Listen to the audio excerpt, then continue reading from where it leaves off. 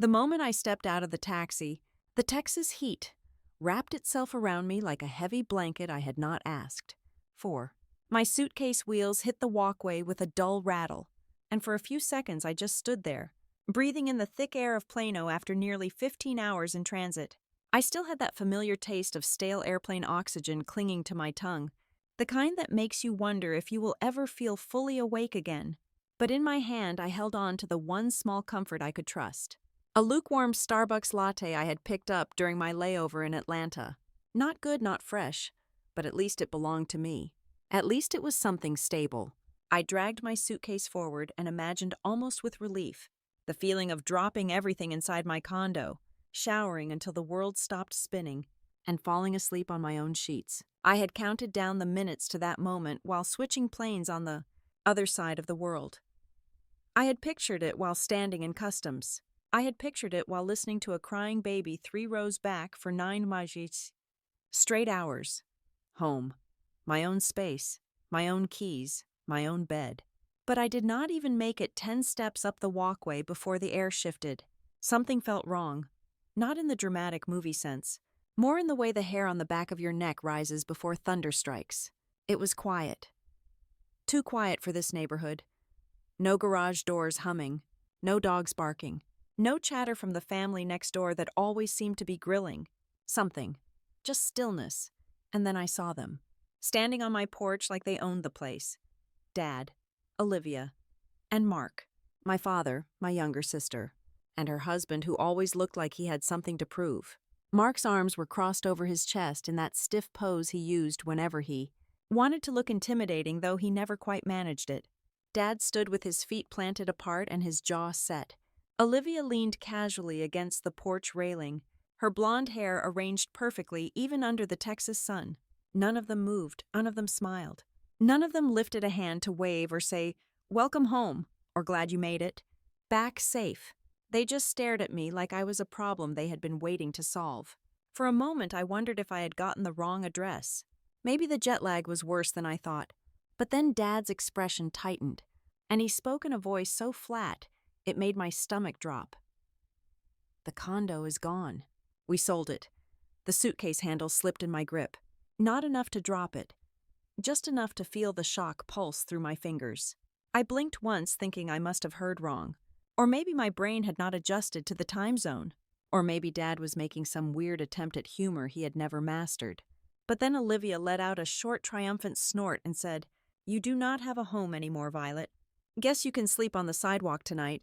Mark chuckled under his breath, pleased with himself for reasons I could not understand. His smile curved upward like he had rehearsed it. There was no tenderness, no explanation, no apology. They were not confused or hesitant. They were enjoying this moment.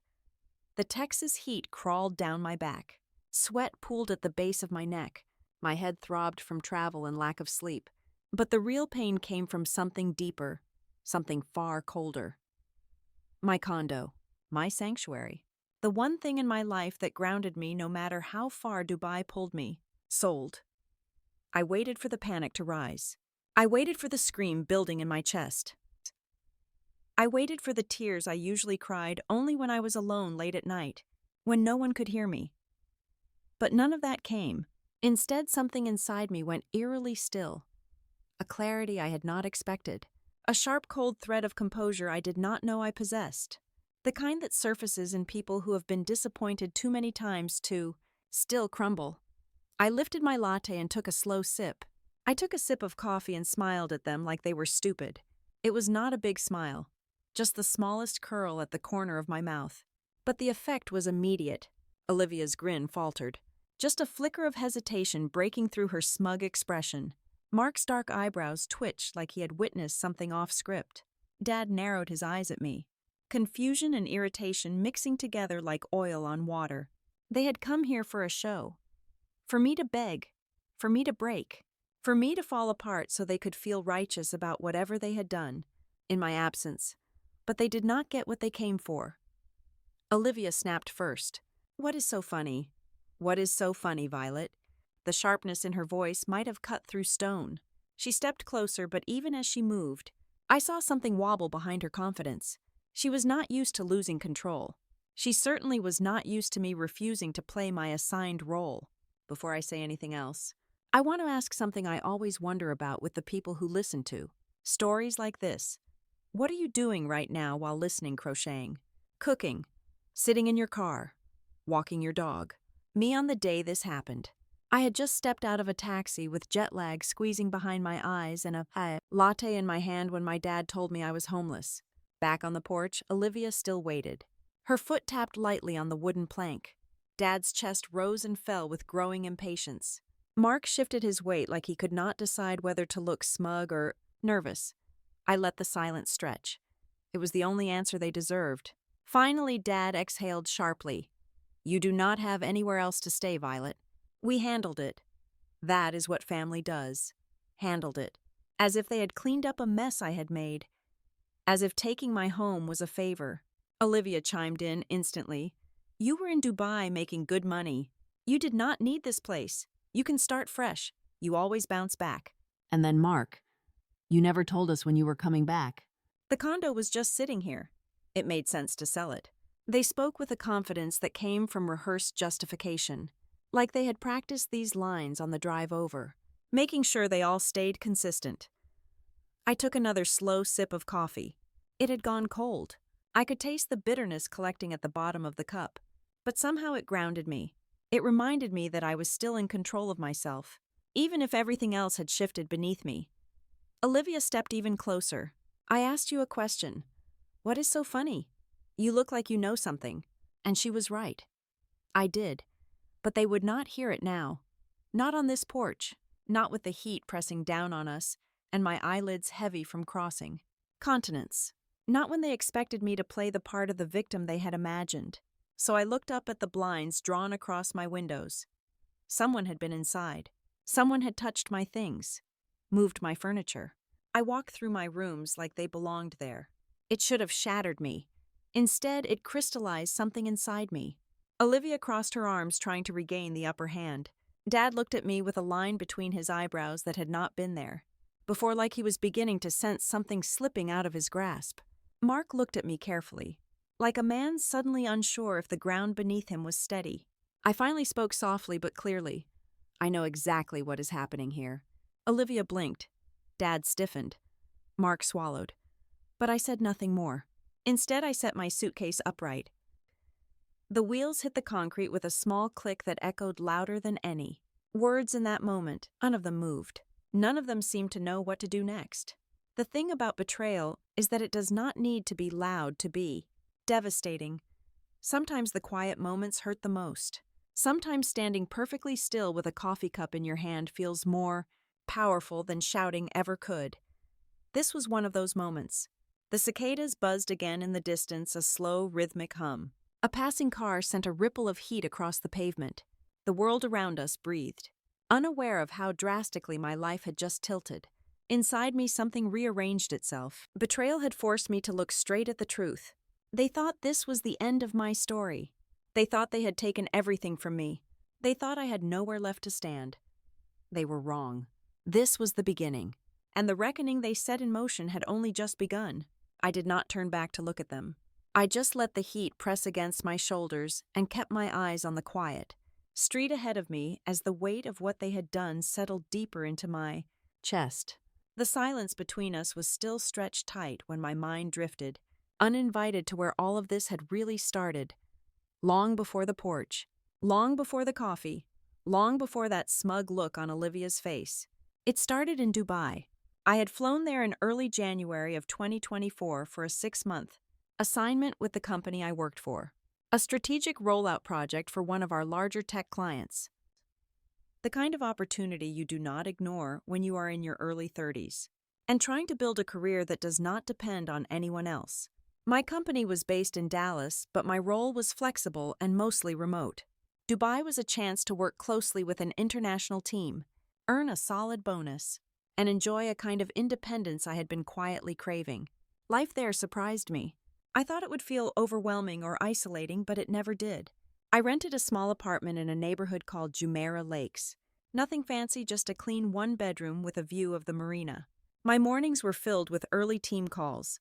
my afternoons with site visits, and my evenings often ended with a walk to a small Lebanese cafe that recognized my order by the third week. There was something grounding about it, something that made me feel like my life was finally my own. I checked in with my family often, at least at first. Weekly video calls with Dad, group texts with Olivia that she almost never responded to unless she needed something.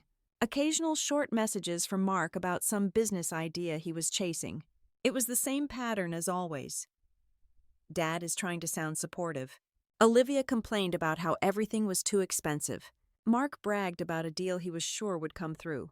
It was all familiar noise, but underneath it was something new, a tension I could not name yet. The first crack appeared in March. I had just finished a long on-site meeting in the desert, the kind where your clothes stick to you even once you get back into the car. Dad called while I was still wiping dust from my face. His voice was clipped more impatient than usual. He asked how I was doing, but it sounded like he did not care about the answer. Then, almost casually, he slipped in a question about the condo paperwork. He wanted to know where I kept the title. I remember leaning back in my chair with a frown, looking at the lights flickering along Sheikh Zayed Road as he talked. I told him everything was digital and stored safely. He said, good, like he had been waiting for that answer. I asked why he needed to know, but he brushed it off. Something about checking in on my insurance renewal. It did not sit right with me, but I told myself maybe he was worried about storms or break-ins. Parents worry. It felt harmless enough to let it go. A week later, Olivia called out of nowhere. No greeting, no how are you. Just her voice pouring through my phone like a gust of wind that carried frustration with it. She said money was tight again, that bills were piling up, that Mark's investment had not paid out yet. She said that last part was like she expected me to praise them for their bravery. I listened because that was what I always did. I told her I was sorry things were tough, and that once I got home, I would see how I could help. She exhaled into the phone like I had annoyed her by being reasonable. Before she hung up, she asked something strange. Do you plan to keep that condo forever? I laughed because it felt like a silly question. Of course I plan to keep it. I bought it with the intention of planting roots. But she did not laugh with me. She hummed this low, thoughtful sound that felt out of place. Then she said she had to go. The call ended before I could ask why she wanted to know. Little things kept building after that. Mark sending me voice messages bragging about some new crypto investment. Dad sounded more and more irritated when I called during my evenings, which for him were early mornings. Olivia mentioned casually that she and Mark were thinking of downsizing, which I knew was code for we do not have enough money again. I tried not to read into it. People can be complicated. Money can make anyone edgy. I told myself not to assume the worst. But the truth is I felt the shift. The way they spoke, the pauses, the questions that felt rehearsed. It was like watching people rearrange furniture in a house you used to know. Well, and suddenly nothing sat where it belonged anymore. Then came the call that still sits heavy in my memory. It was late on my side. I had just finished brushing my hair after a long shower. My apartment window was cracked open and a warm night breeze drifted through the curtains. I remember feeling tired but peaceful. I called Dad. He answered but sounded distracted, like he was listening to someone else in the room. I could hear Olivia's voice in the background, sharp and annoyed. I asked if everything was all right. Dad said yes in a tone that meant no. Before I could press further, he put the phone down for a moment, but did not. Muted. I could hear them clearer. Olivia whispered something low but unmistakable. She does not need the condo anyway. Then Mark laughed. I could hear his voice too. Yeah, she is never here. It is just sitting there. My whole body was still. I felt the air in the room shift. It was not the carefree breeze from the marina anymore. It felt heavy. I waited for Dad to return to the line, and when he did, his voice was cheerful in a forced, uncomfortable way. I asked who he was talking to. He said no one, just the television. It was insulting. I am not a child. I felt something tighten in my chest, something that did not quite break but certainly bent. I did not confront him then. I told myself they were stressed, that they did not mean it, that families say thoughtless things when they are tired or overwhelmed. I chose to believe that because it was easier than accepting that something darker was brewing at home.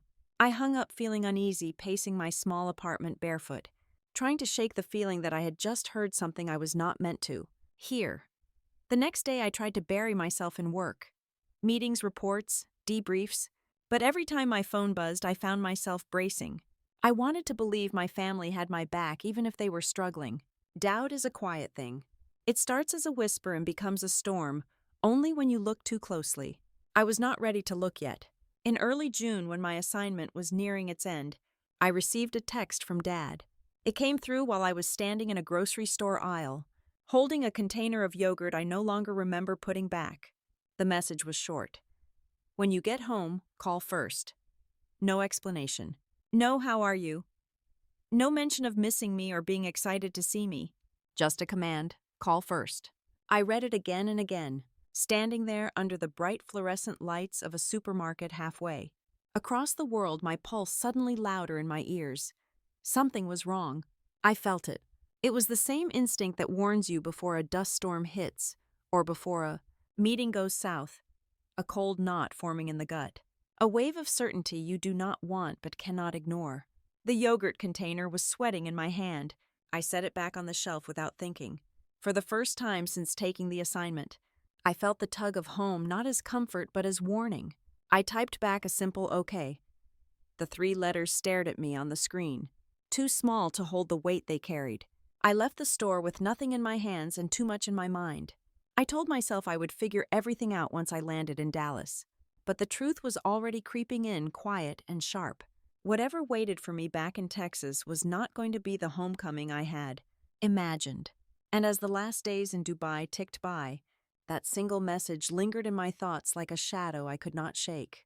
The days before my flight home slipped by quietly, but that message from Dad stayed in my mind like a pebble in a shoe, small enough to ignore at first, but impossible to forget. Call first.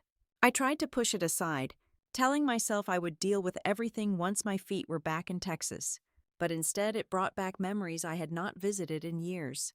Memories I thought had been buried with my mother. Yet somehow they still shaped the way my family moved, spoke, and made decisions. The first one came from a hot afternoon in 2011, back when Mom was still alive, and the 4 of us were leaving the small church we attended on weekends. A woman named Sandra approached Mom in the parking lot, the kind of woman everyone politely greeted, but no one wanted to sit next to. During service, she always had a story or a warning or a dream she needed to share. That day, she pulled Mom aside and insisted we visit a fortune teller her size. Sisters swore by someone who had guided their entire family for years. Mom laughed it off at first, but Sandra kept talking, waving her hands dramatically like she was directing a play. I remember standing by the car door while Olivia rolled her eyes so hard I thought they might get stuck. Mark was not in the picture yet, and Dad was leaning on the roof of the car looking tired from a long week of work. Mom finally gave in and said, "Fine, maybe it would be fun." And Dad nodded, even though he clearly was not convinced it was harmless fun. Maybe he went along with it because he wanted Mom to smile. Maybe he thought it would be a silly memory we would laugh about later. We ended up inside a dim little room behind a strip mall 2 weeks later.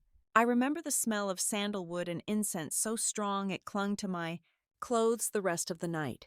The fortune teller was an older woman with kind eyes and hands that moved slowly, like every word she spoke needed to land with weight. She made us sit in a circle. Mom held my hand on one side and Olivia's on the other. Dad sat stiffly, his knee bouncing just enough for me to notice. She talked about family energy and burdens people carry. She said houses remember emotions and bloodlines hold patterns. It all felt dramatic and strange. But I was too young to question it the way I would now. Then she narrowed her eyes at Olivia in a way that made my sister shift. Uncomfortably, she said Olivia was born carrying a heavy star, that some children absorb misfortune so others in the family can thrive.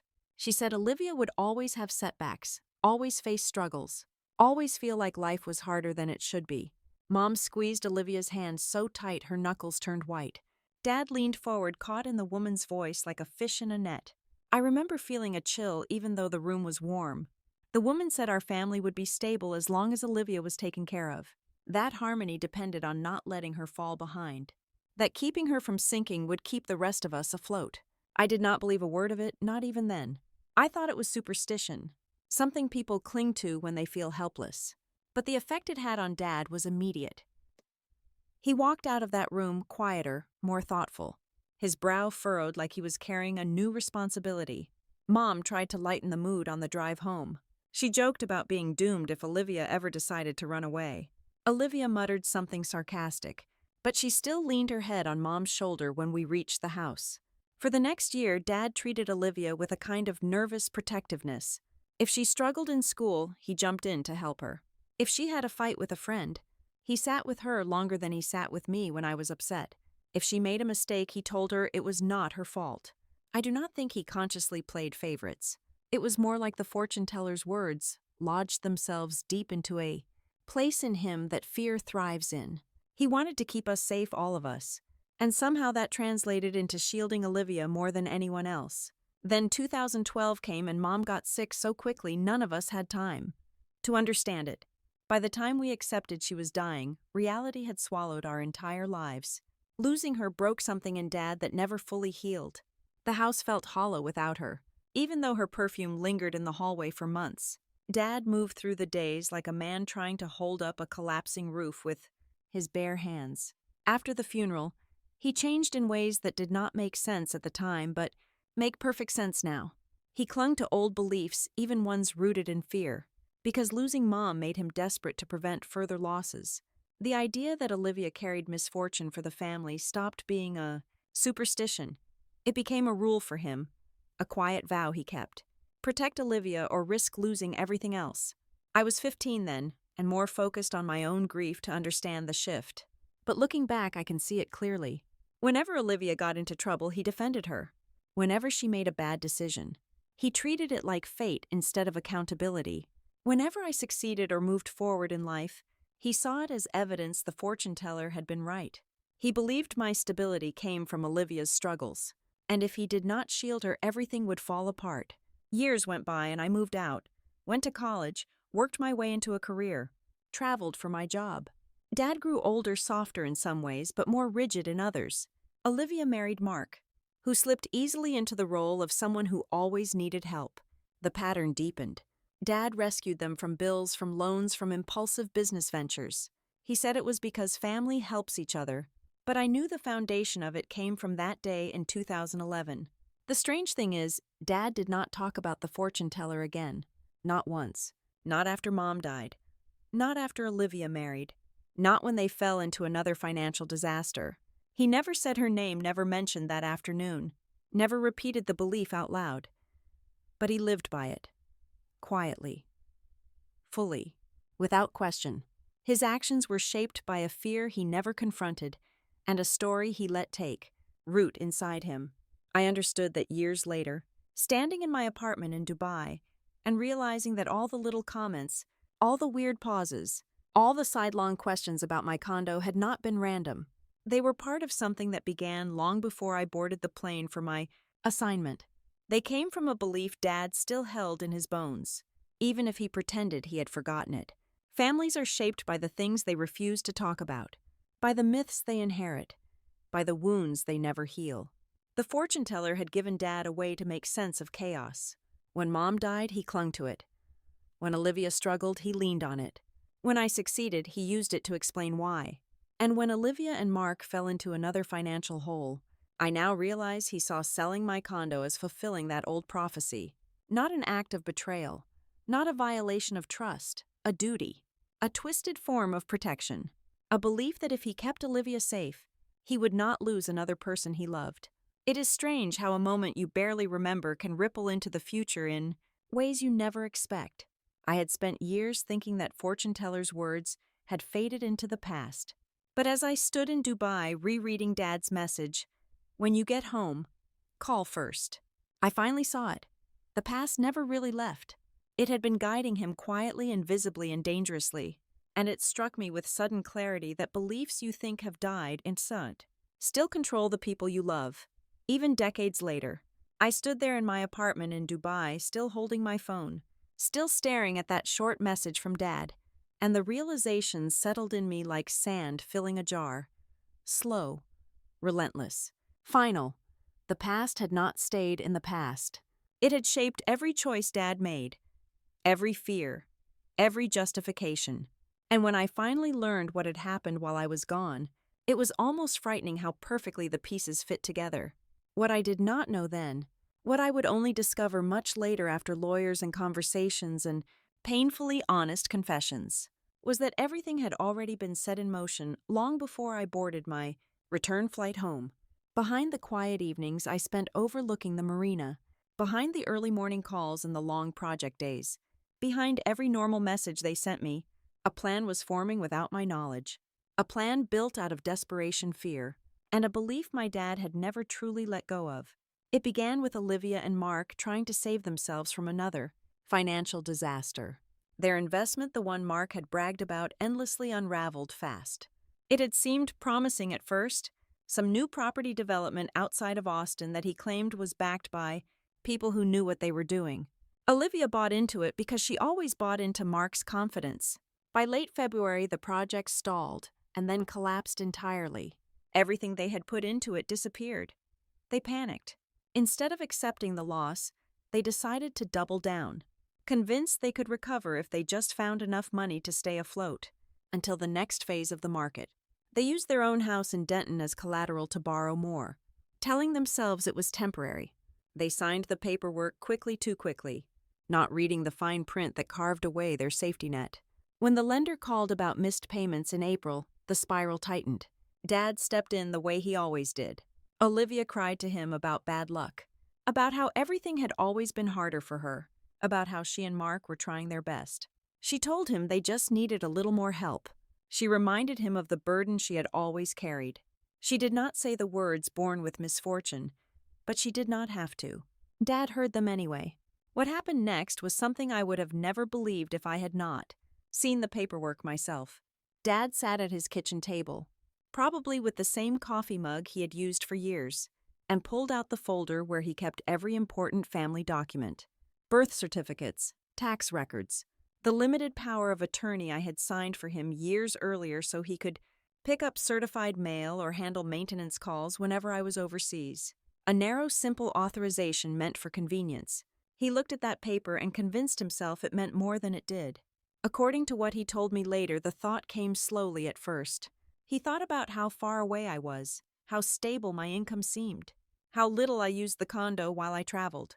He thought about that fortune teller from years ago, how she had said Olivia bore the weight of the family. He thought about Mom and the fear of losing another child. He thought about how stressed Olivia had sounded on the phone. He thought about how Mark had never been able to climb out of the holes he dug for himself. He piled all those thoughts into a tower and convinced himself it was logic. He told Olivia and Mark that maybe there was another option. Maybe there was a way to save their house and erase their debt. Maybe it was time to let go of the condo since I did not really need it. I can picture Olivia's face, the relief that would have washed over her at the idea of being saved again. I can picture Mark nodding enthusiastically, pitching it like it was a smart financial move, calling it efficient or strategic. They never called me. They never asked.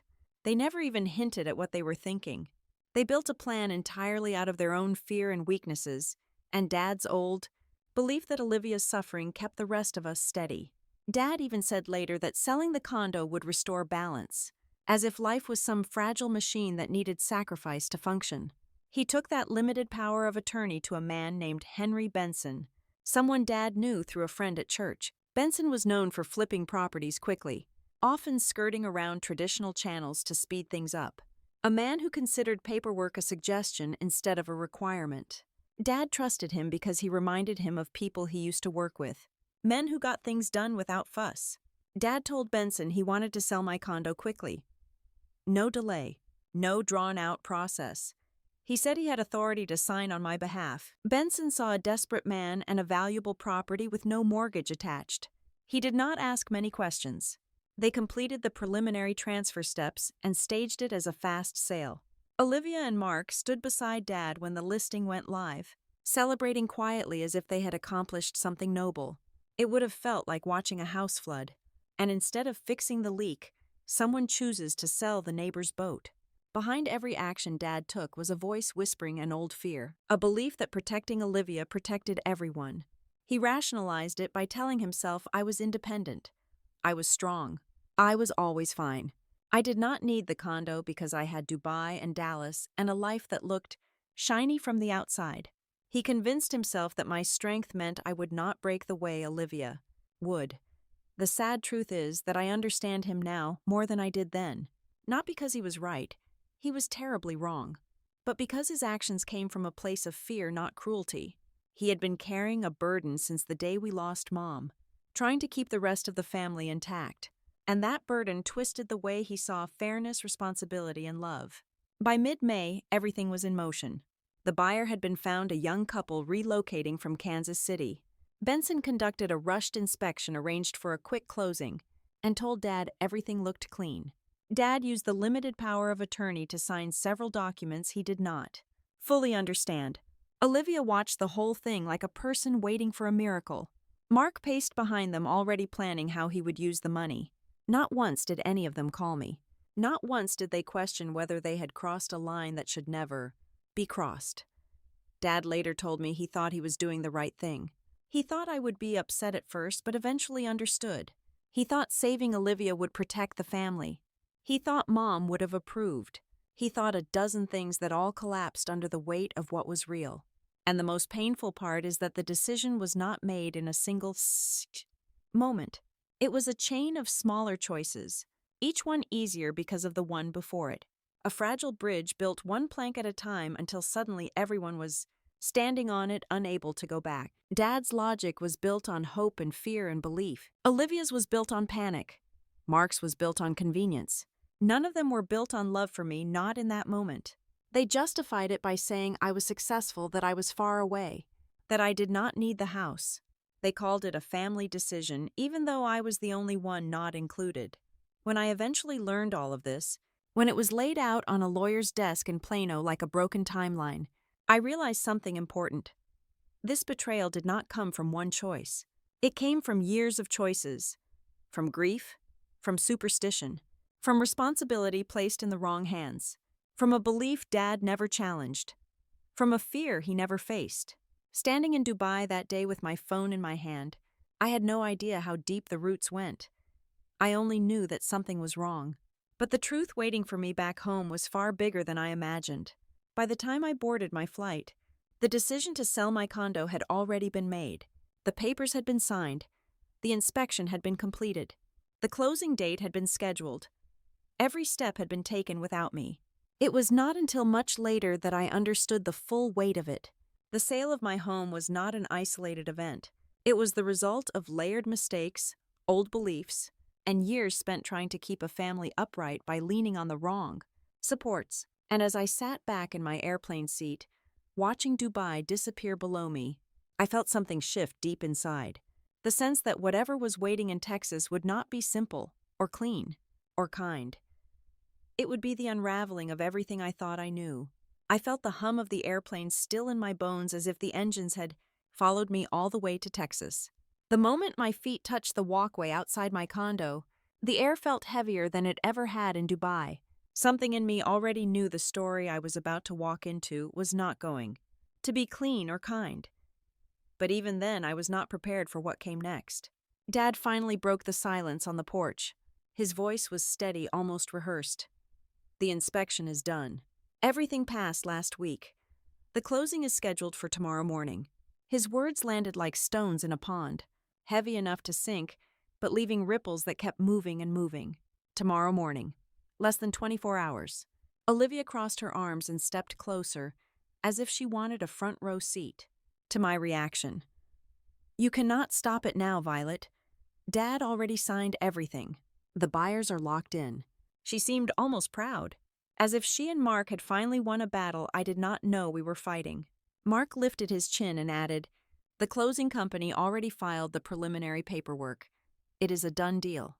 He said it with the smug confidence of someone who had never actually read a legal document in his life. I felt something sharp twist inside my chest. Panic. Real panic. Not the quiet dread I felt in Dubai. This was different. This was the feeling of standing on the edge of a cliff and hearing rocks crumble beneath your feet. For the first time since stepping out of the taxi, I felt the ground tilt. Closing tomorrow. They had sold my home. They had gone through inspection. They had gone through a title search. They had walked under my roof and treated it like theirs to hand away, and they believed beyond any doubt that I had no power to stop any of it. Dad lifted a manila folder tucked under his arm and tapped it with his fingers. I have the authority, Violet. You signed the power of attorney. You left for half a year. You have a career and a good salary. You can start fresh anywhere. His voice faltered only slightly, like maybe he wanted to sound more confident than he felt. I opened my mouth, but no sound came out. I did not scream. I did not argue. I just let the air burn in my lungs as I tried to process the reality of what they had done. I was not prepared to lose everything in a single afternoon. Not like this. Dad mistook my silence for resignation.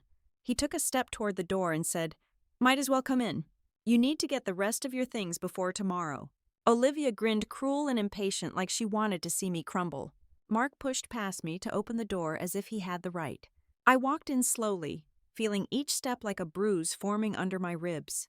The moment I crossed the threshold, something inside me recoiled. The air in the condo felt wrong. Not colder or warmer, just wrong. Like someone had shifted the atmosphere around the place where I kept pieces of my life. My suitcase wheels clicked against the hardwood floor, echoing in a space that no longer felt like mine. I looked around. Small things were out of place. The framed photo on my entry table had been moved. The books on my shelf were pushed aside, leaving gaps. My kitchen towel was folded differently than I ever folded it. Even the scent in the living room felt off, faintly like someone else's cologne. They had walked through my home. I opened my drawers, touched things they had no right to touch. The violation hit me in a wave strong enough to weaken my knees. It felt like someone had reached inside my chest and pulled apart parts of me, without permission. Dad moved ahead of me, going straight to the dining table. Papers were spread out across it, stacks of documents. The listing printout, the inspection report, even a copy of the appraisal. It was all there, laid out casually like he had been going over it moments before I arrived. Olivia leaned against the counter, twirling her hair. Mark paced near the window as if he were waiting for applause. I walked toward the table and looked at the documents without touching them. It was like staring at my own belongings in a stranger's house. Dad straightened the stack, trying to appear organized and sure. Do not make this harder than it needs to be. Everything is already arranged. They are coming for the final walkthrough tonight, and the closing is at 9 in the morning. He spoke with a certainty that made the room smaller. Olivia tapped her nails on the countertop. You left the condo empty for half a year, Violet. It is not like you were using it. Besides, Dad is right. You have Dubai, you have money, you will be fine. Not all of us have your luck. I held onto the back of a chair because it felt like the only thing steady in the room. I needed to think. I needed oxygen. I needed a moment without their voices clawing at my ears. Instead, I asked something simple.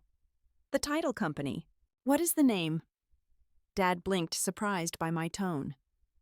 Fairway Title Services. They are in downtown Plano. I nodded slowly. And the closing agent. He flipped through papers. Linda Harriman. I kept going. The buyers. Dad hesitated. The Wilsons. Moving from Kansas City. Nice couple. Olivia smirked. They love the place. They are obsessed with the light in the living room. So since you were not using it, we figured this was the best solution for everyone. Everyone except me. But I did not say it. Mark stepped forward. Look, Violet, you cannot undo what is already in motion. Dad has the legal authority. We checked. Everything is legit. I looked at him and something inside me quieted. Not calmness. Something else. Something harder. Something sharper. But I kept it hidden because showing it now would cost me. Instead, I turned back to the table. I looked at the paperwork again, not touching anything, just absorbing, learning, watching the pieces fall exactly where I needed them to fall. Dad took my silence as acceptance. He let out a sigh, long and loud, like he had been carrying the weight of my reaction for weeks. It is done, Violet. You cannot stop the closing. Tomorrow morning you hand over the keys. And this whole thing will be behind us. Behind them, maybe. Olivia exhaled dramatically and grabbed her purse. Good. Glad we all understand each other. We need to head out. Mark wants to beat traffic. Mark gave me a tight nod, a fake gesture of sympathy glued onto arrogance. Dad looked tired now, older than he had an hour ago. He put the papers back in the folder and closed it with a gentle thud. He believed every word he had said. He believed he had handled everything. He believed I would accept it. They walked out the door one by one. Olivia first, already on her phone. Mark next, muttering something about picking up takeout.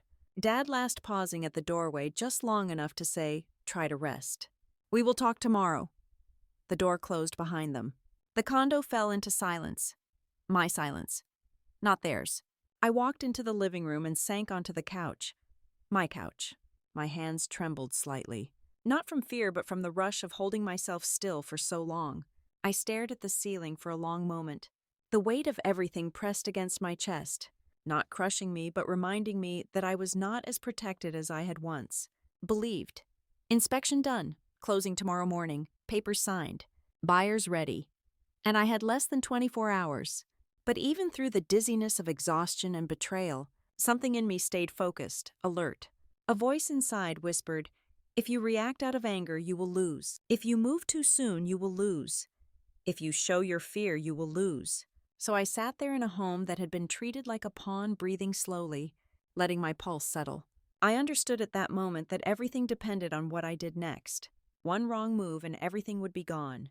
One emotional outburst, one careless reaction, and they would use it against me or twist it to justify everything they had done. I needed to be still. I needed to be quiet. I needed to think. I sat on the couch until my heartbeat finally slowed. The sun was dipping behind the row of townhomes across the courtyard, brushing a soft orange line across the blinds. It felt unreal that a place I had worked so hard to build, a place that had anchored me through years of traveling back and forth from Dubai, could be slipping from my hands because of a belief, a fear, and an entire chain of decisions made behind my back. Decisions that had been whispered between my dad and Olivia and Mark, as if they had the right to rearrange my life while I was thousands of miles away. But sitting still would not save anything. The walls of the condo felt off balance around me, like a painting that had been nudged out of place. I finally stood slow but steady and walked to my bedroom. I closed the door without making a sound, the way someone closes a door before defusing a bomb. My phone was in my hand, still slightly warm from how tightly I had been gripping it earlier when Dad had spoken with such confidence about the closing scheduled for the morning.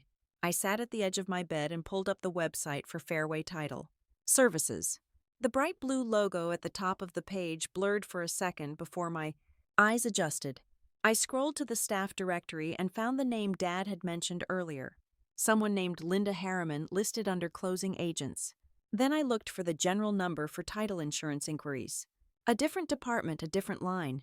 A place where facts mattered and no one cared about family alliances or fears. Passed down from old stories. I took a breath, steady and calm, and dialed. A woman answered after 2 rings. Her voice carried that professional steadiness I had heard 100 times from corporate project managers and banking specialists. Polite, clear, unshaken by whatever chaos clients brought to her. She introduced herself as Rachel Bloom from the Title Insurance Department. I listened to her tone, registered that she was patient but efficient, and introduced myself with the same calmness she gave me. "My name is Violet Hartley," I said. "I am the owner of a condo in Plano. I am calling because I need to confirm a few details about a closing scheduled for tomorrow morning." She hummed lightly, the sound of someone typing beginning immediately. I watched my reflection in the dark window while she worked. The sun had finished setting and only my lamp cast light across the room. In the reflection, I looked tired, drained, and strangely resolute. The clicking sound of her nails on the keyboard echoed through the speaker, small but sharp, louder somehow than everything else around me. She asked for the property address. I gave it. She asked for my full legal name. I gave that too. Then she asked if I was calling as the seller or as an insurance holder. I answered truthfully and plainly. "I am the owner of the record on the title." Her typing slowed, just slightly, but enough that I heard the pause. Enough that I knew something on her screen was not matching what they had been told. Her voice shifted too. Not alarmed, not suspicious, but more focused, more precise. She asked gently if I could verify my date of birth. I did. Another pause. Then she requested the last 4 digits of my social security number. I provided them. Thank you, she said, her voice sliding into a different register. I'm going to pull up the title documentation and the power of attorney associated with this file. It will take me a moment. Please hold. I sat perfectly still. My fingers curled into the edge of the bedspread. I did not tell her what had happened. I did not mention Dad or Olivia or the porch, or the way my entire world had shifted in the span of 10 minutes. I did not accuse anyone of anything. Accusations would make noise. Noise would make things messy. Right now, I need clean, factual, professional clarity. I let her read the file on her own terms. After a few minutes, she came back, and when she spoke, her tone carried the weight of someone who had found a problem she could not ignore. There is something unusual here in your file, Ms. Hartley. My heart thudded once, hard enough that it felt like a physical knock against my ribs. Rachel continued with measured professionalism. The power of attorney being used for this transaction is a limited authorization. It allows your father to sign for minor maintenance handle mail and receive inspection information. It does not grant authority to transfer ownership of your property. I closed my eyes. Relief swept through me so sharply that my throat tightened. I had expected to feel joy, but it came with an ache almost like grief. They had come so close to taking everything. If I had not returned when I did, if I had trusted their silence, if I had believed their intentions, everything could have vanished. Rachel kept going, sounding more alert than before. And based on our verification steps, you are clearly alive, present, and reachable. The title legally remains in your name. We cannot proceed with closing until we review this discrepancy in full. My voice was steady when I asked, "What happens next?" She explained that the closing would be placed on hold. Immediately. A compliance review would begin. They would notify the buyers. They would notify the closing agent, Linda. They would freeze the transaction documents. They would escalate the file to their legal department until everything could be clarified. I thanked her. It sounded calm, but I felt anything but calm. She told me she would send a confirmation email to the address on file and that someone from her department would reach out again within 24 hours. When I hung up, it was like my lungs finally remembered how to expand. My shoulders loosened a fraction. The pressure that had been sitting behind my sternum since the moment I stepped onto the porch eased just slightly. The room felt wider. The air is less suffocating. For the first time since Dad had stood there delivering news as if he were correcting my taxes instead of announcing the theft of my home, I had something solid beneath me. I sat there for a long while, letting the quiet fill the space. The lamp hummed. The air conditioning turned on with a soft whoosh. Cars passed occasionally outside. All the sounds of a normal night that had not felt normal in hours. My hands still felt like they were vibrating with adrenaline. I did not call Dad. I did not message Olivia. I did not warn Mark. They were probably sitting somewhere at that very moment, eating takeout from the restaurant down the street, thinking tomorrow would be simple, thinking everything had gone smoothly, thinking I would show up too late to stop anything and have no choice but to accept their decision. But I knew something they did not. The machine they had set in motion had hit a wall, a legal wall, a factual wall, a wall built from my existence, my signature, and the strict limits of a document they had weaponized without understanding. Later that evening, the sun slipped away completely, and darkness settled around the condo. The lights inside felt too bright, too exposed, so I turned most of them off until only a single lamp glowed softly in the corner. I made tea even though I had no appetite for it. The warm mug steadied my hands. I walked through the condo, slowly touching the furniture they had shifted, reclaiming each piece in silence. My fingertips brushed the edge of my kitchen counter, the back of the couch, the frame of my bedroom door. Small touches that reminded me of this space still knew me, still belonged to me. Around 9 at night, my phone buzzed on the coffee table. The vibration startled me.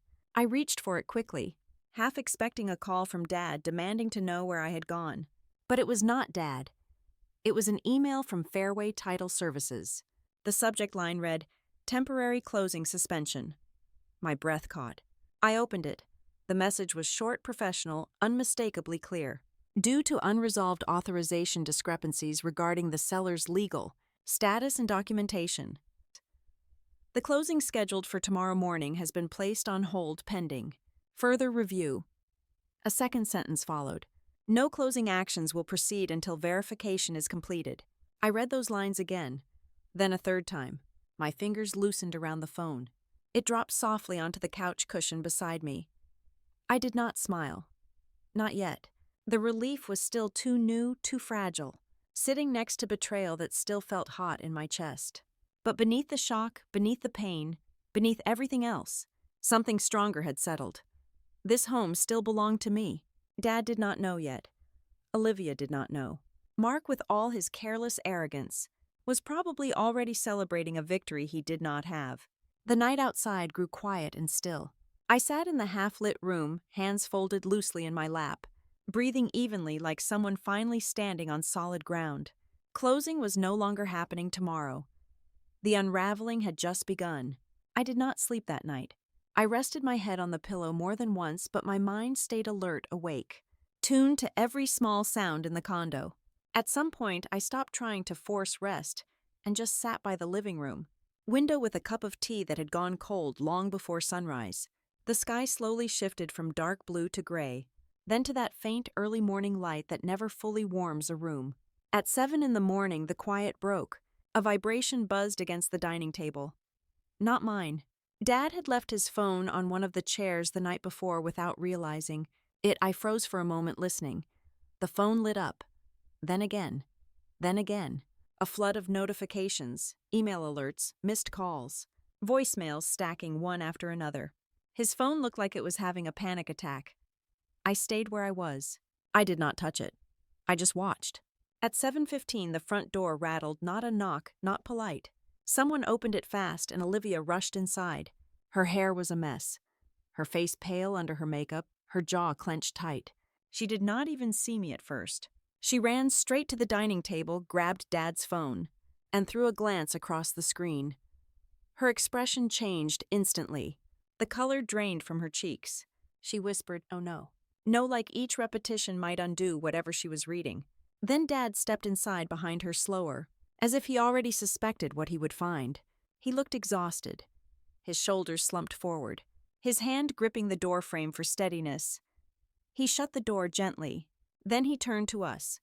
Olivia pushed the phone at him. "It is canceled," she said. Her voice cracked in the middle. "The closing is canceled." They stopped it. Dad took the phone and stared at the notifications. I watched his eyes move across each line. The title company had sent 3 emails. The closing agent had called twice. The buyers had left a voicemail saying they were withdrawing. His brows pulled downward. His mouth tightened. He looked like someone who had been punched. At 7:30, Mark arrived. He did not run inside the way Olivia had, but he hurried. His face was tight, the bravado gone. He looked at the 3 of us standing there and asked what happened. Olivia spun around and snapped at him. "The closing is off." They froze the file. They said there is a discrepancy in authorization. They said Dad did not have the right power of attorney. They said we misrepresented ourselves. I could not tell if she was angry from fear or humiliation, probably both. Dad lowered himself slowly into one of the dining chairs. He rubbed his forehead with both hands. For a long moment he said nothing. The silence stretched through the room, thick and painful. Then very quietly, he asked Mark what he had signed. Mark stiffened. He tried to smile, but it looked more like a grimace. It was just paperwork. Benson said it was standard. Everyone said it would be fine. Olivia exploded. "You said everything was approved. You said we checked. You said it was done." Mark lifted his hands as if to calm her. "I did check," I asked. "They said the paperwork looked right." They? He did not specify who they were. Probably no one. Probably a voice in his own head. Dad looked at me then, not with anger, not with defensiveness, with something worse. Recognition. It was the moment he finally understood what he had done. He held my gaze, the lines on his face deeper than I had ever noticed. His voice was barely audible. "I thought I was helping." I did not answer him. My silence was not meant to punish, but it still landed like a heavy weight across the table. The phone buzzed again in Dad's hand. He read something, exhaled sharply, and set the phone face down. "The buyers have pulled out. They want their earnest money refunded." The title company filed a risk warning. They said the sale cannot proceed in any form until verified by legal review. Olivia sank onto the couch, her whole body folding inward. But that money was supposed to fix everything. We needed that closing. Mark stood stiff jaw ticking. His voice dropped into something low and defensive. We can talk to them. Maybe we can find another buyer. Dad shook his head. Not right now. Not with this on file. No one is going to touch this property. Not after this. I watched the three of them unravel. Dad's shoulders shook slightly, not from tears, but from shock. Olivia kept pressing her fingers into her temples like she could squeeze the situation back into control. Mark paced the length of the living room, each step louder than the one before. None of them looked at me. I stood there quietly, feeling strangely steady in the middle of their storm. There was no satisfaction in it, no triumph. What I felt was something colder, a clarity I had not expected. I understood now that this moment was inevitable. Not because of destiny or punishment, but because of choices. Choices made in fear. Choices made without thought. Choices made under the belief that I would stay silent. Dad looked up at Olivia, then at Mark. His voice cracked when he spoke again. We used the wrong authority. The paperwork was wrong from the start. I thought it would cover it. I thought it was enough. It was not. Olivia stared at him like he had betrayed her. You said you had it under control. You said it would work. Dad swallowed hard. I did not understand the difference. I should have read more. I should have asked questions. I should have told her before doing anything. Her. He meant me. Mark stopped pacing. So what happens now? His voice trembled. Dad did not answer right away. He just stared down at the manila folder he had brought into the house the night before. It lay on the dining table, bent at the corner, the closing documents still inside. After a long silence, he finally said the words that settled into the air like dust. Now we face whatever comes next. Olivia pressed her palms into her eyes and let out a frustrated, broken sound. This is your fault. You trusted the wrong people. You listened to Benson. You did not check anything. You ruined everything. Mark snapped back at her. You were the one who wanted to sell the condo. You said we had no other choice. You told your dad it was the best solution. Do not act innocent now. Dad's face twisted. Stop it. Both of you. Stop. But they did not stop. Their voices rose higher, echoing against the walls. They blamed each other for the investment, for the loan, for the house in Denton, for the collapsing sale. Every sentence was another piece of the truth falling apart between them. I watched without stepping in. It felt like witnessing a dam finally burst after years of cracks spreading in. Silence. Dad slumped in the chair staring at nothing. I could see regret settling into him like a slow ache, a deep cold realization that he had allowed something to get away from him, that he had believed in something fragile and wrong, that he had dragged himself and his family into a disaster he never meant to create. He finally whispered something not to me, not to Olivia, not even to Mark, more like a confession spoken into the air. I should not have done it. I should not have touched her home. Olivia stopped shouting. Mark fell quiet. The silence that filled the room after that was heavy enough to feel on my skin. None of them looked at me. I did not move. I did not speak. There was nothing left to say in that moment that would not shatter them even further. Dad leaned back in the chair and covered his face with both hands. Olivia stared at the floor as if it might offer a solution. Mark stood frozen, his breathing uneven. Regret came fast. It hit each of them differently. Dad's was heavy. Olivia was angry. Mark's was quiet. But it came. Cold, icy, without drama. Just the truth. The condo felt smaller, the air thicker, the light dimmer. The morning that was supposed to be a victory for them had become the moment. Everything cracked wide open. And when no one else moved or spoke, the house settled into a silence so complete that it felt like the walls themselves were finally exhaling, a silence filled with consequences they had not even begun to understand. The silence that filled the room was so complete that it felt like the walls themselves were finally exhaling, and from that silence, everything began to unravel in ways none of them had planned for. The next few days moved slowly, but the consequences did not. They arrived exactly the way storms do on the plains of Texas. Quiet at first. A shift in the air. A pressure change. A heaviness that you can feel in your bones long before the rain starts to fall. The morning after the failed closing, Olivia and Mark received the first notice, a thick envelope pressed into their mailbox, stamped with the name of the bank that had lent them the money against their house in Denton. Olivia told me later that she stood in the kitchen holding that envelope for a long time before opening it, as if a few more seconds of ignorance could change what was inside. But the truth never waits. The notice explained that their loan was in default. Payments were overdue. Fees had accumulated. The file was being escalated. A foreclosure process would begin if they did not resolve the balance. Immediately. Immediately. A word that carries all the weight in the world when you have nothing left to give. I was not there when they opened it. I did not see their faces. But I imagined Olivia's hands shaking, imagined Mark pacing, imagined the way panic must have clawed up their throats as they read every line. For years they had convinced themselves that someone somewhere would bail them out. Dad would step in. Mom would have stepped in.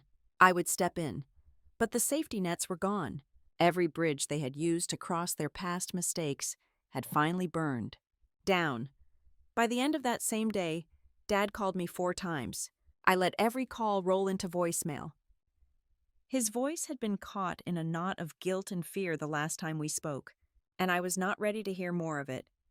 I knew what he would say. He would apologize in a way that did not repair anything. He would explain in a way that did not excuse anything. He would ask me to come over. He would ask for forgiveness he had not earned. He would try to fix something he had broken without understanding why it broke. I could not give him that. Not yet. Over the next week, the consequences grew louder.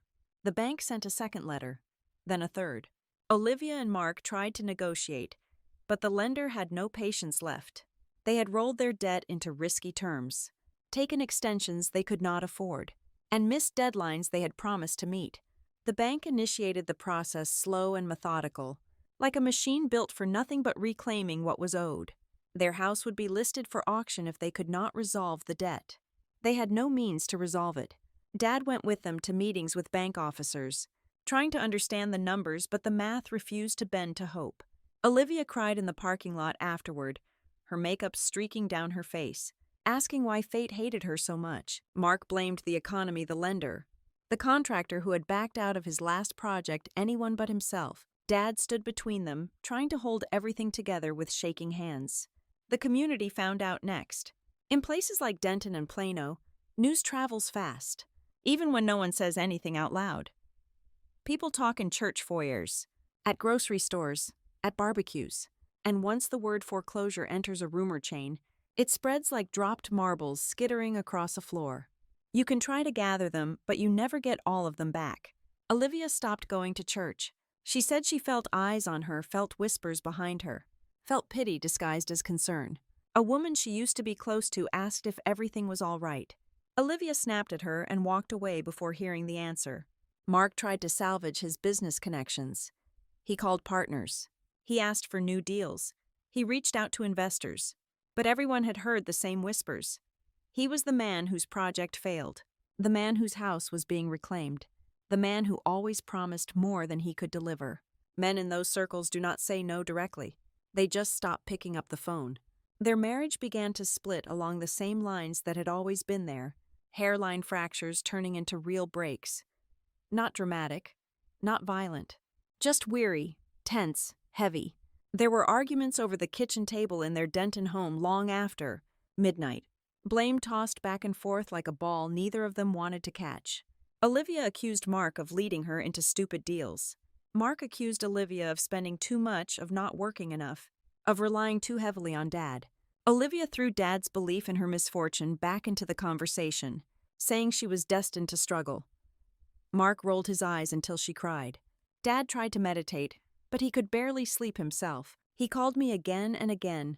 5 missed calls one night, 3 the next. A long voicemail on a Thursday morning that began with my name and ended with a quiet plea. I still did not pick up, not out of revenge, not out of cruelty, but because I finally understood something important. The fallout was no longer mine to carry.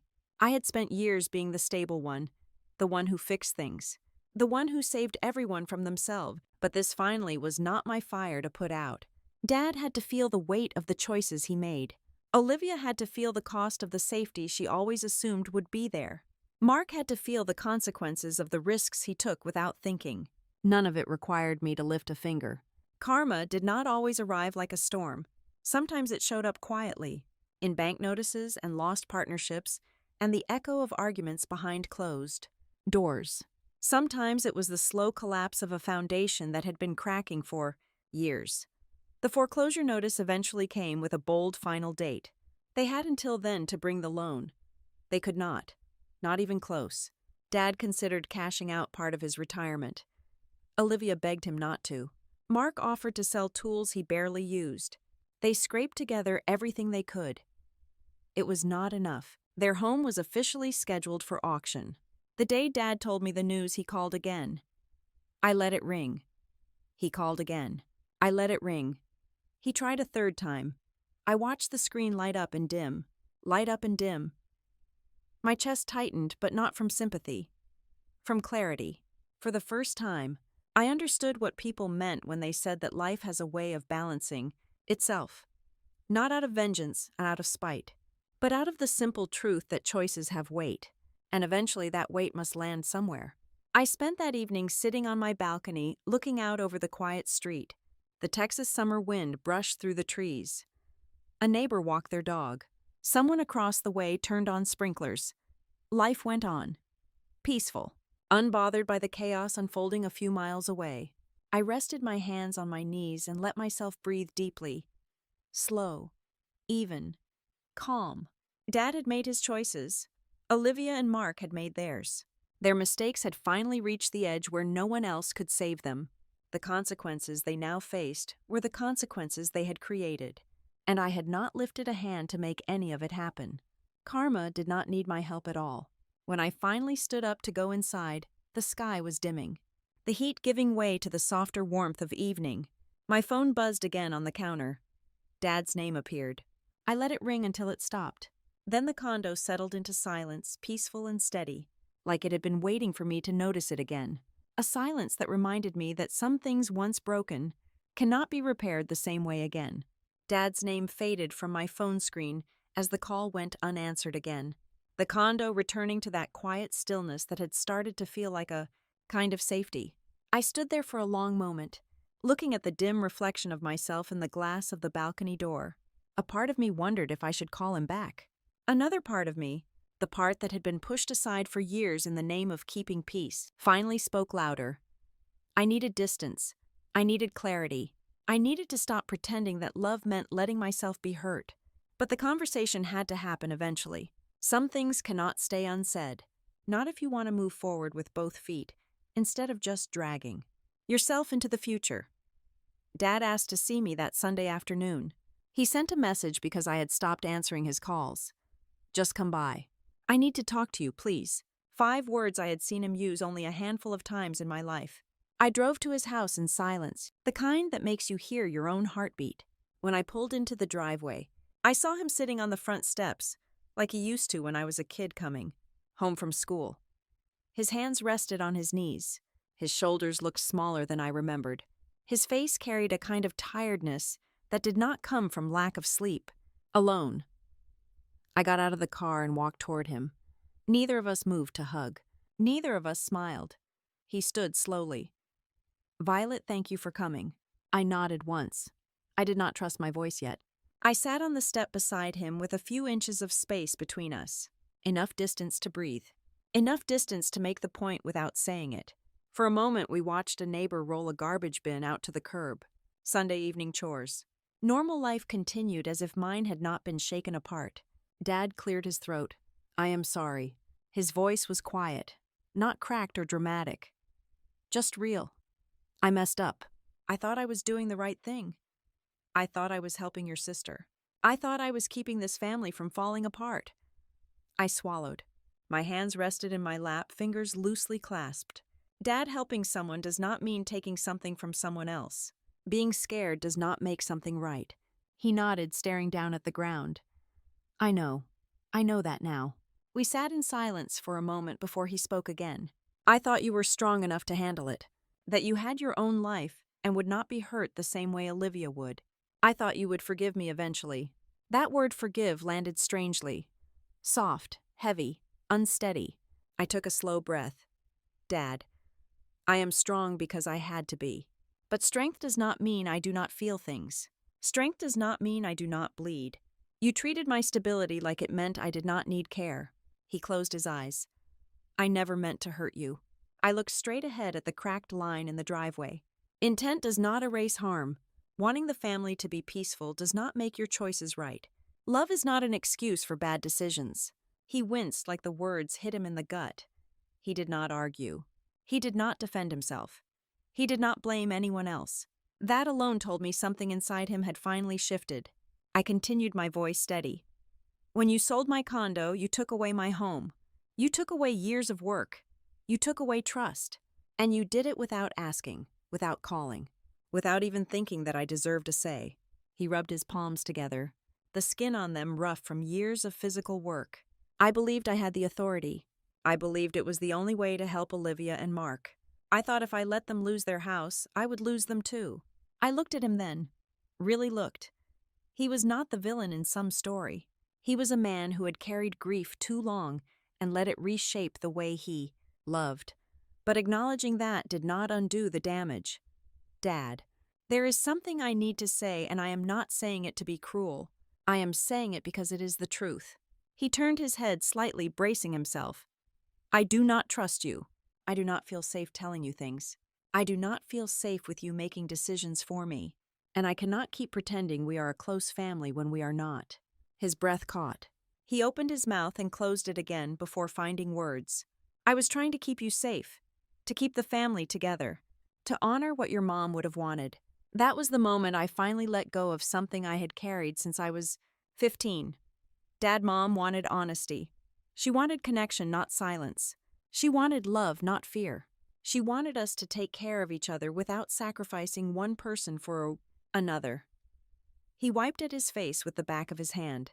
I thought I was doing that, trying to keep us from falling apart. I shook my head. Keeping peace is not the same as keeping people intact. What you did shattered trust, and trust is what holds families together. Not fear, not superstition, not sacrifice. For a long stretch, neither of us spoke. The late afternoon sun warmed the edge of the porch. A car drove by slowly. Somewhere down the street, a dog barked. Normal sounds that felt strangely loud in the quiet between us. When Dad finally spoke again, his voice was small. Can we fix this? I considered the question carefully. Not rushed, not softened, not avoided. I let myself feel the truth without filtering it for his comfort. Maybe. But not now, and not soon. I need space. I need to feel safe again. I need to rebuild a life that you nearly took from me. And I cannot do that while pretending everything is fine. He nodded slowly. The motion looked heavy, like it cost him something. If that is what you need, I will give it to you. I stood then, smoothing my hands against my jeans. There is one more thing you need to understand. You tried to choose what family should look like. You tried to hold it together by controlling it. But family cannot be forced. And right now, I do not feel like I am part of this one. Dad's eyes glistened, but he did not cry. He simply accepted the words the way a man accepts a truth too big to swallow. In one piece. I stepped back, giving him a little distance. I am not cutting you out of my life forever. But I am stepping away. I am creating a boundary you cannot cross.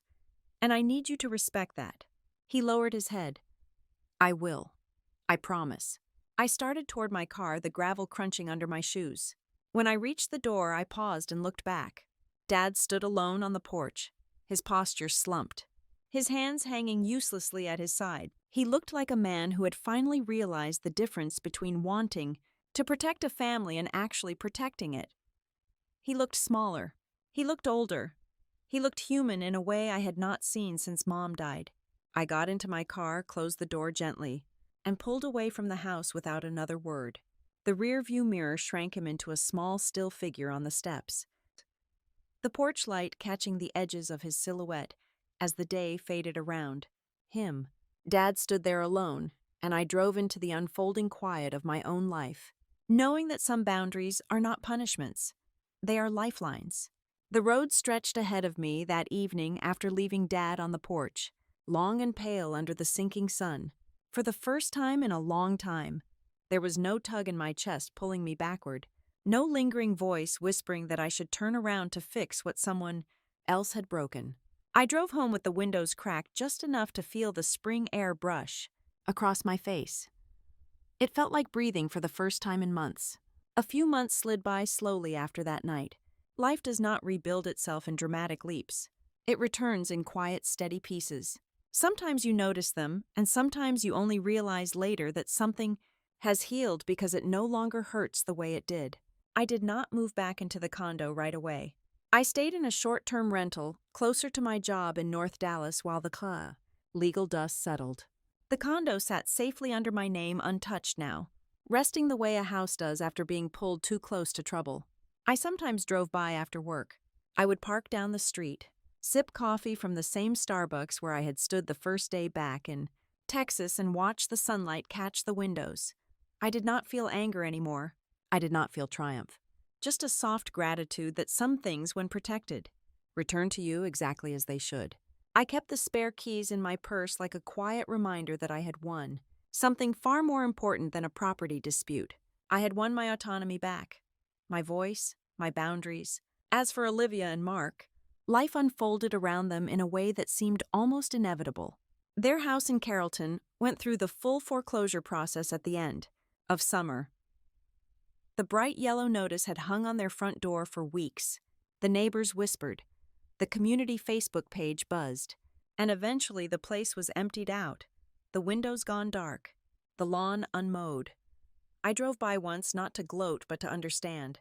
They stood beside their car, surrounded by boxes, neither speaking. There was no screaming, no accusations that day. Just the hollow quiet of two people who finally ran out of excuses.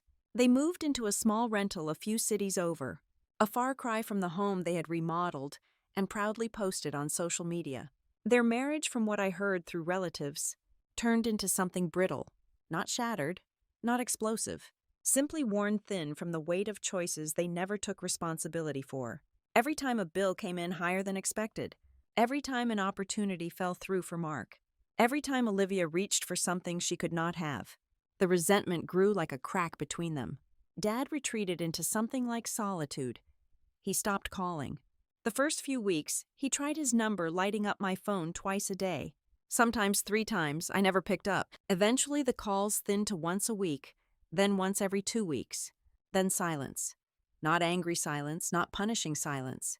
Just a man sitting with the consequence of having crossed a line he finally understood existed. He texted me on my birthday. One simple message. I hope you are well. I didn't reply, but I read it twice. The part of me that still remembered him tying my shoelaces when I was a kid, so little softened a little. But boundaries are not walls. They are choices. And I was choosing myself. Healing is slow. It does not happen in one big declaration or one brave moment. It happens in the details. In the mornings, I woke up without checking my phone for conflict. In the evenings, I spent cooking dinner alone without feeling lonely. In the peace that came from knowing no one could take anything from me without my permission ever again. The condo stayed untouched through the fall. Once the paperwork was finalized and the title company closed their review file, I brought in a cleaner to do a deep refresh. I walked through each room afterward, letting my fingers trail across the walls, the countertops, the door frames. The air smelled like lemon and something new, something earned. I set a few boxes down in the living room. Not many, just enough to make it feel like a place waiting for my return. I was not rushing. I wanted my mind and heart to catch up with the reality that the threat was gone. One afternoon in early October, I unlocked the balcony door and stepped out. The trees were starting to turn brown at the edges. The air carried the faintest hint of cooler weather. I rested my hands on the railing and closed my eyes. The memory of that first day back in Texas flickered up in my mind. Not sharp anymore, not painful, but distant, like a story someone else had told me. Dad standing on the porch. Olivia's laugh. Mark's smug look. The shock. The violation. The coffee warmed my hand as I realized my entire life could be slipping away. And now here I am, still standing, still whole, still home. The quiet around me felt honest this time, not fragile, not stretched thin by denial. It simply existed. And so did I. I decided to move back in at my own pace, arranging one room at a time. A new rug, fresh bed sheets, a pair of soft lamps for the living room. I did not want to erase what happened. I only wanted the space to reflect the person I had grown into after surviving it. Around Thanksgiving, my aunt called and invited me to dinner. She asked gently if I would be comfortable with Dad being there. I told her no, and she respected it. Later, she told me he had asked if I was coming, and then nodded quietly when she said, I needed more time. He did not argue. He did not try to convince her.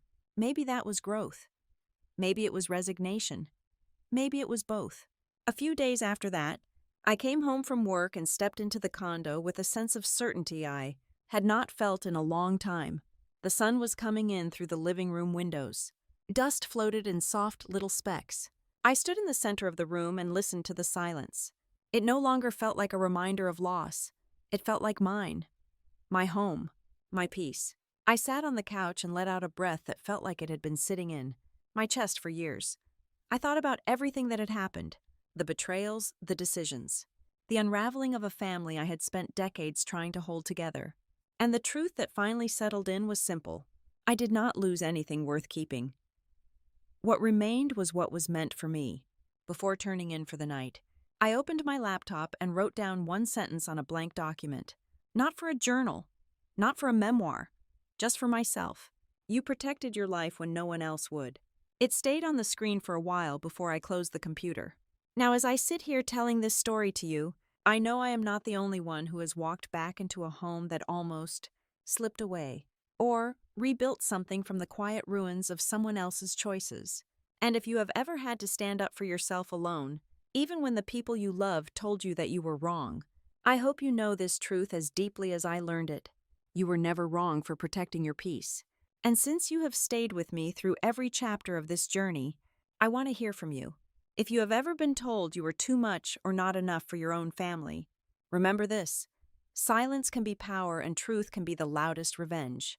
Tell me in the comments what integrity means to you and where you are listening from.